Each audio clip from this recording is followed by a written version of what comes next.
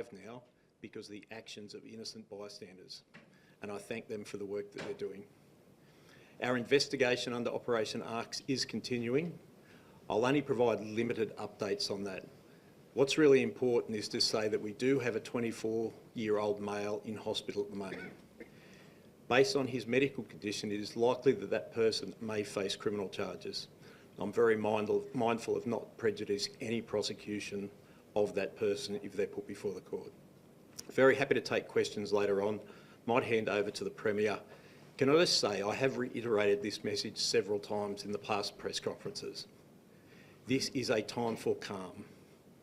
Retribution or acts against any part of any community will not be accepted.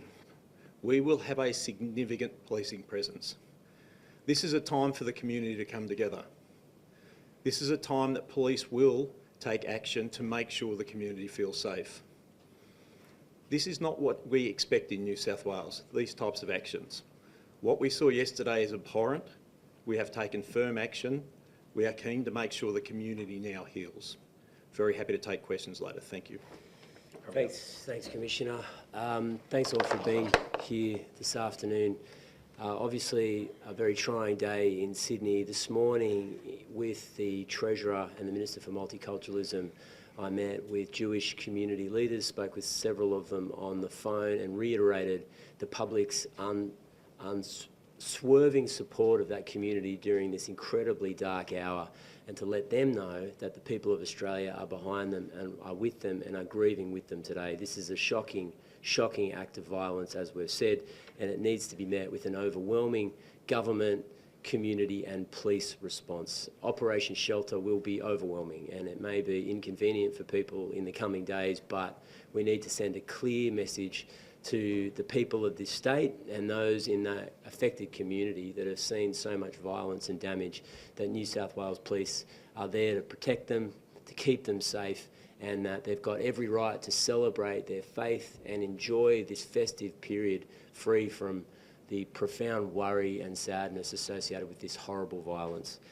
A few things I'll just get to before I hand over to the Police Minister. A memorial site's been established at the rear of the Bondi Pavilion. I've noticed that people are already laying flowers at that site. We'd encourage members of the community to do that.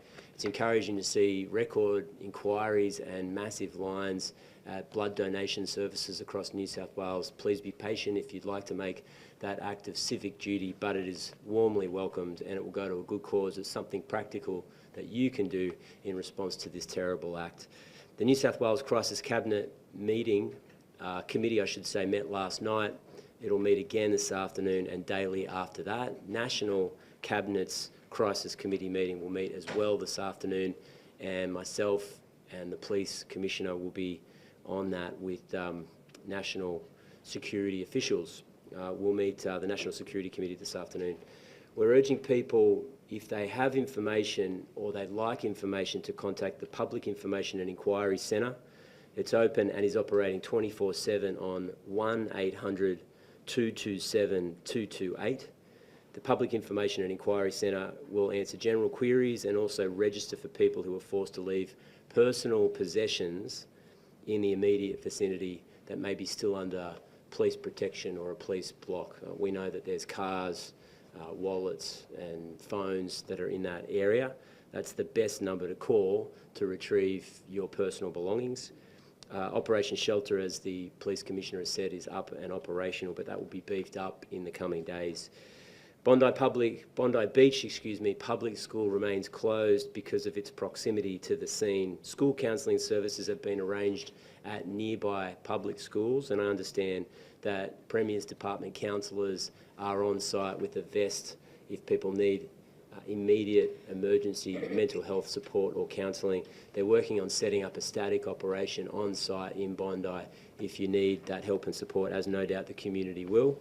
Having spoken to Jewish community leaders today, they're reeling and in crisis, and obviously many of them are incredibly distressed at what they've seen. The latest information is 15 innocent people are dead. One of the perpetrators is dead.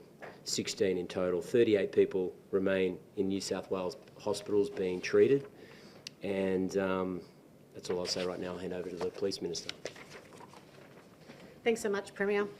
As the Premier just said, the Premier's councillors are out on site, and I've just come back from Bondi, and I can honestly say how valuable their contribution is, stopping not only officers but just generally people who are out there, and they really are having a big impact. So important that we get that message out.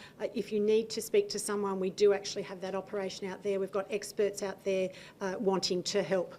Also went out to see the police and to thank the police out there. We have police from commands right across metropolitan Sydney out and Bondi at the moment, around that area. And again, you know, like only too often, the police got a phone call this morning who were on today at 4:15 and were directed to go straight out there, and not a hesitation.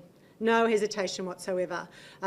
The Blue family is really all behind each other. They're behind the community, and they are only too happy to be of assistance in keeping our community safe.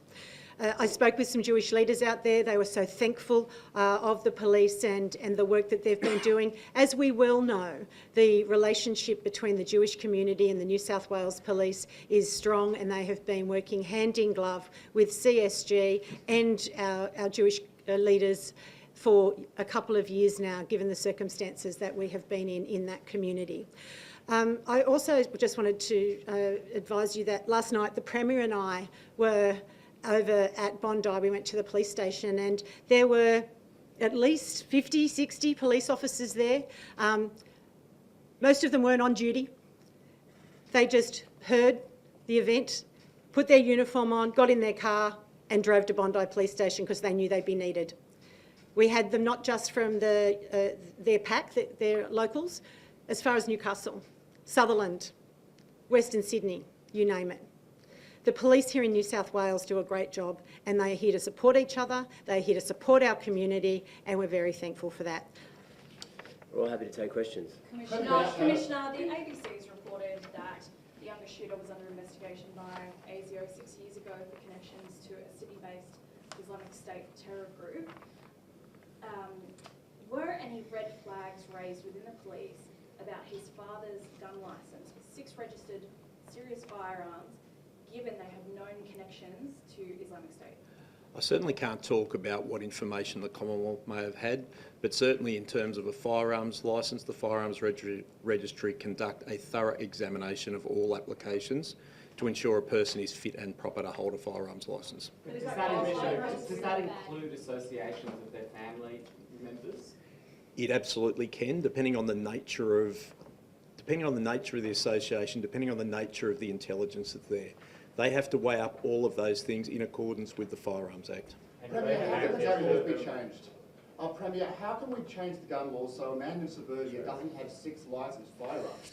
He's not a farmer after all. Yeah, well, look, we're looking at that as we speak. I think it's time that we have a change to the law in relation to the firearms legislation in New South Wales, but I'm not ready to announce it today. We want to make sure that prospective reform and change in New South Wales has a lasting impact, but it's not the last time I'll be mentioning it, and you can expect action soon. Why was he granted a firearm licence? I can't answer that question. Do we have that information?